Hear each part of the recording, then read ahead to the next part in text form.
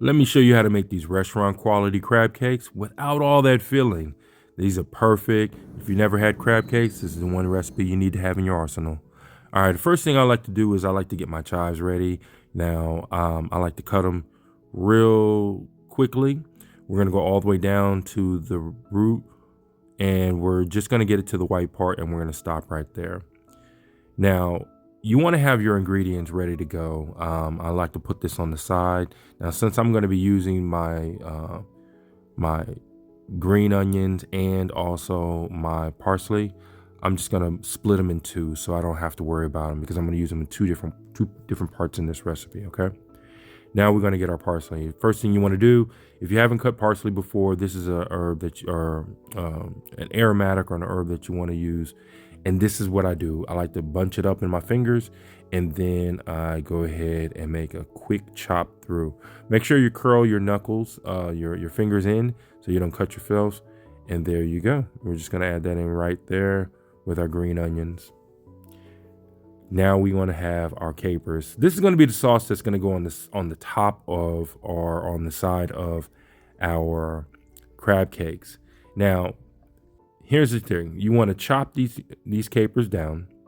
Very simple. Just rough chop. You don't need to get them like finely chopped. Just a little quick rough chop. And once we finish this rough chop, we're going to put them in the bowl. You also are going to need some mayonnaise, some not jalapenos, but you can use jalapenos if you want, but some hot sauce. We also have lemon juice, and we're going to add our mayo right here.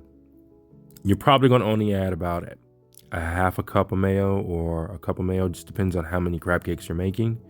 And I'll also use a little strainer to strain out the seeds. If you don't do this part, you will have seeds in it and it will be annoying. And we're going to add some hot sauce. I had Cholula. You can add any kind of hot sauce you want.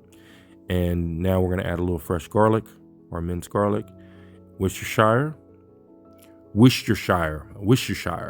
I mean, it's actually a town in the U.S., but I don't know what it is.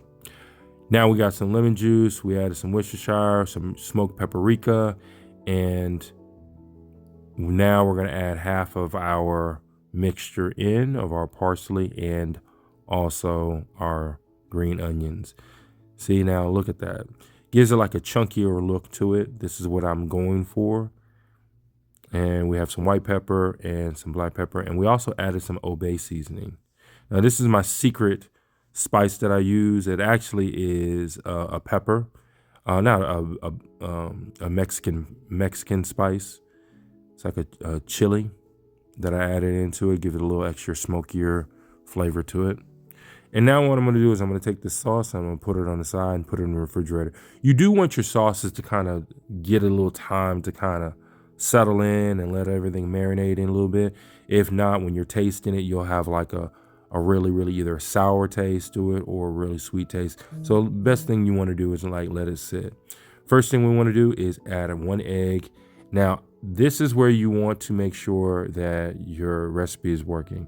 Now, you don't want to add too much of the sauce. You don't want to add too much mayo. You don't want to add too much egg. The best way actually to do this is when you're doing your eggs, you can actually separate your egg whites too and just use your yolk. But I did not do that today, but that's what you would want to do. We added some Obey season, some mayo. We added some mustard and some lemon juice, like we're going right here. This is perfect. Okay, so look at see all the seeds right there. We don't have it.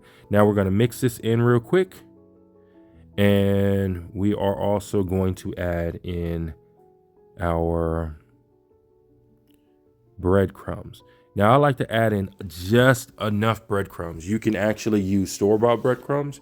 You can use your regular breadcrumbs, but you just want to add just enough. You don't want it too bready, and you don't want this thing too saucy. If it is too saucy, you're going to need more crab, and to make sure that you're getting a lot more crab meat in there. If not, it'll be a little bready. Still work, but it'll be a little bready. Okay, I added a little bit more lime juice. I tasted it and needed more lime juice. Now, if you look at my crab meat, I took some mixed crab meat. I made sure I put it in a side bowl to take all the shells out. You know, your crab's gonna have some shells, and if you're looking at it, no, you notice like I had to add more breadcrumbs because I actually made it too saucy. So everybody makes mistakes. You're going to make mistakes in life. Don't worry about it. So here's the key. Once you do that, you want to put it in the refrigerator. And what I also did is I added more crab meat into the filling so it would actually hold a little bit better. Now, if you notice, now look at it. It's holding very well. And I want to put it in a mold. Now, the reason why I'm putting it in a mold is because I'm going to put it in the refrigerator.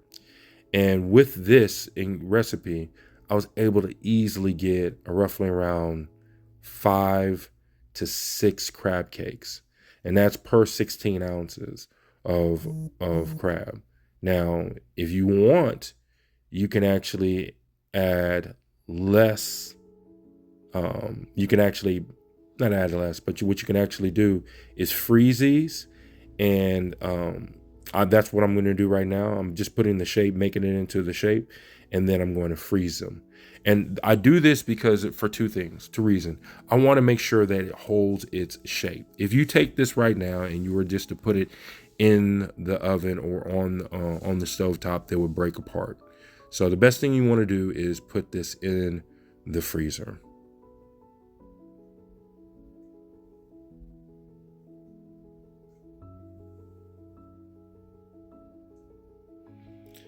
Now, we're going to get the cooking process going. Now, I have some butter. Of course, I make my own butter. Don't forget to like and subscribe, and also go into the channel and see exactly where I make my compound butter. But we're just going to use a regular butter today. You can use a compound butter also on this if you like. Add a little bit more flavor into it. And then we put our crab cakes in there after we put them in the freezer. Now, I put them in the freezer for about an hour just so they stay firm. And they're done, ready to go. We're going to put our sauce down, and I'm just going to put it right on the front of this. There we go. And 2 crab cakes right here. Now, I also actually, when I put them on the stove and I flipped them, I did put them in the oven also. Once I flipped them, I put them in the oven and I continue to let them cook for about another 10-15 minutes. And since the skillet is so hot, it allowed to get that crust on the bottom also of it and cook all the way into the center. All right, let me know what you think. All right, goodbye.